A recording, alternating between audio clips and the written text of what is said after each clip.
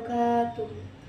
Wilujeng enjing kasadayana urang sangakeun puji sareng syukur ke Allah Subhanahu wa taala nutos masihan kasempatan sareng kasehatan.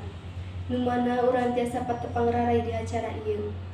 Ibu bapak guru nu dipihormat sareng rerencang anu dipikacinta para wargi anu dipihormat ku simkuring. Dina waktos ieu abdi bade ngadugikeun pentingna urang ngajaga kasehatan kanggo hirup urang sadayana. Urang sadaya wajib ngajaga kasehatan sareng kabersihan lingkungan. Teras urang teh kedah ngalaksanakeun hirup sadidinten jeung cara anu sehat. Misalna meresihan awak pas urang keur ibah, meresihan kuku, nyikat waos anu rutin jeung sajabana. Ta eta teh conto cara hirup anu sehat. Contoh anu sanesna urang kedah micerun di tempatna teu kenging sembarangan. Teras lamun ngidu ulah di mana wae.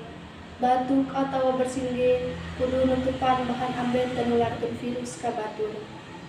Urang teh kedah mikacinta kanu kabersihan diri urang, sangkan hate urang ge suci jeung bersih. Lamun urang hoyong janten jalmi anu jeg-jeg ringkas, urang kedah soson-soson meresihan diri urang tina sagala kotor anu aya. Bade eta kokotor jasmani atanapi kotor rohani. Upami meresihan kokotor jasmani, urang teh kedah mineng mandi, meresihan lingkungan jeung sagala kokotor anu bisa nyebatkeun panyakit di diri urang.